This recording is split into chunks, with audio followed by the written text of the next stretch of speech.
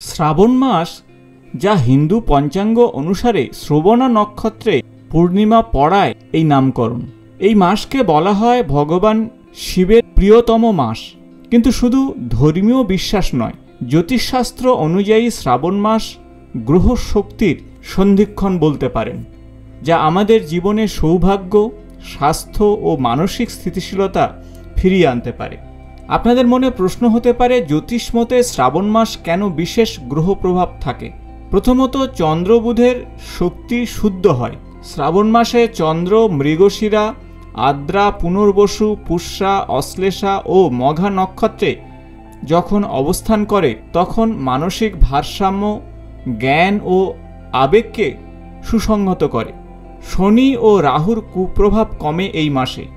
শ্রাবণের উপবাসে এবং সেই সাথে রুদ্রাভিষেকে এবং প্রদীপ প্রজ্বলনের মাধ্যমে শনি ও রাহুর কুপ্রভাব থেকে আপনি মুক্তি পেতে পারেন এবং জীবনের বিভিন্ন জটিলতা থেকে অনেকটাই বেরিয়ে আসতে পারেন এবং সেই সাথে শক্তিশালী গ্রহগত সংযোগ তৈরি হয়। তাই আধ্যাত্মিক দিক থেকে শ্রাবণ মাস অত্যন্ত শুভ মাস এবং এই মাসে কর্মক্ষেত্র, দাম্পত্য এবং শিক্ষার ক্ষেত্রে বিভিন্ন সুফল আসে। আজ এই ভিডিওতে আপনাদের সঙ্গে আলোচনা করব শ্রাবণ মাসে এমন 5টি জায়গাতে যদি আপনি প্রতিদিন প্রদীপ প্রজ্বলন করেন তাহলে আপনাদের জীবনে অত্যন্ত শুভ ফল আসবে। তাই এই সময়ে আমাদের ভাগ্য ফেরানোর একটি সুবর্ণ সুযোগ হতে পারে। তাই ভিডিওটি শেষ পর্যন্ত আপনারা দেখবেন কোন কোন জায়গাতে আপনি প্রদীপ প্রজ্বলন করলে দেবাদিদেব মহাদেবের আশীর্বাদ পেতে পারেন এবং সেই সাথে আপনার জন্মকুণ্ডলিতে গ্রহগত দোষ দূর হতে পারে। প্রথম যে স্থানের কথা বলবো তা হলো দেবাদিদেব মহাদেবের উদ্দেশ্যে শিবলিঙ্গের সামনে যদি প্রদীপ প্রজ্বলন করেন, সেক্ষেত্রে বলবো আপনারা ঘিয়ের প্রদীপ প্রজ্বলন করবেন।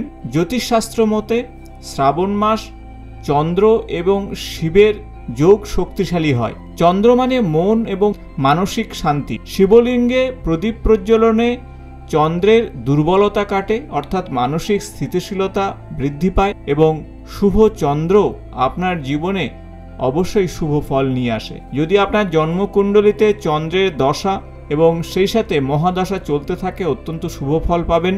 জন্মকুণ্ডলিতে যদি চন্দ্র রাহুর গ্রহণদোষ থাকে অথবা মানসিক উদ্বেগের মধ্যে থাকেন তাহলে এই উপায় আপনার জীবনে অবশ্যই শুভ ফল নিয়ে আসবে।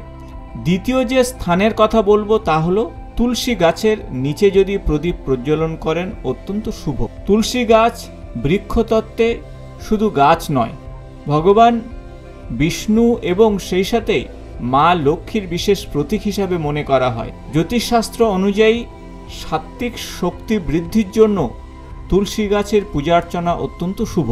বৃহস্পতি ও শুক্রের শক্তিকে বৃদ্ধি করতে অবশ্যই তুলসী গাছের পূজা অর্চনা করুন।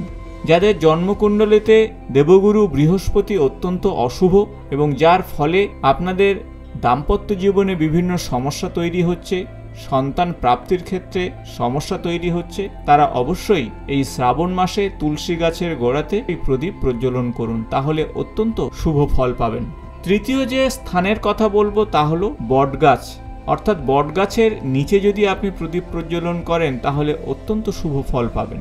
শনির অশুভ প্রভাব সেই সাথে জন্মকুণ্ডলিতে পিতৃদোষের অশুভ প্রভাবের ফলে আপনার জীবনে বিশেষত কর্মক্ষেত্রে বিভিন্ন বাধার সম্মুখীন হয়ে থাকেন।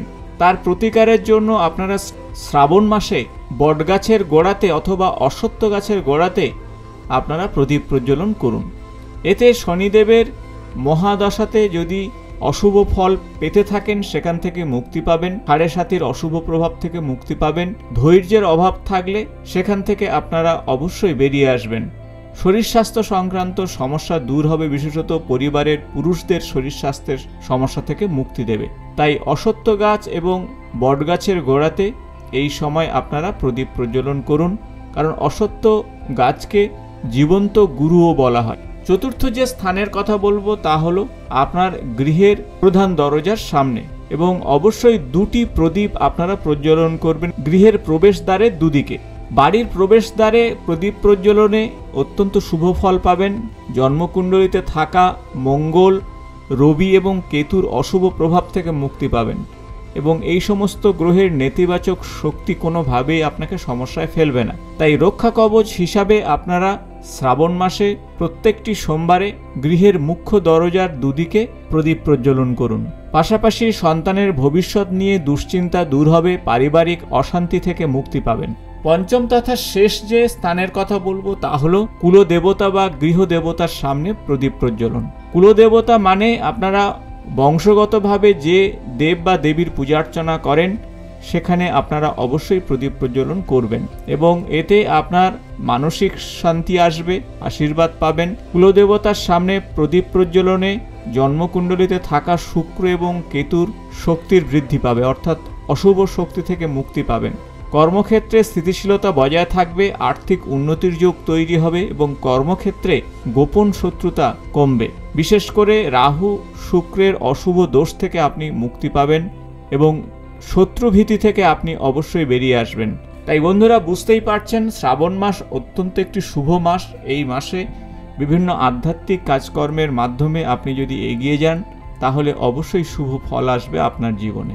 শ্রাবণ মাস মানেই আত্মশুদ্ধির সময়। এই সময়ে গ্রহের কুপ্রভাব সহজে প্রতিহত করা যায়। তাই প্রতিদিন না হলেও প্রতি সোমবারে এই 5টি স্থানের কোনো একটি স্থানে অথবা 5টি স্থানেই যদি আপনারা প্রদীপ প্রজ্বলন করতে পারেন তাহলে অবশ্যই আধ্যাত্মিক শক্তির বৃদ্ধি ঘটবে, জীবনে স্থিতিশীলতা বজায় থাকবে এবং সৌভাগ্য ফিরতে বাধ্য। ভিডিও ভালো লাগলে বন্ধুদের সঙ্গে শেয়ার করবেন, ভিডিওটি লাইক এবং কমেন্টস করতে ভুলবেন না। আবার নতুন কোনো জ্যোতিষ সংক্রান্ত ভিডিওতে আপনাদের সঙ্গে দেখা হবে। আজ এই পর্যন্ত, নমস্কার।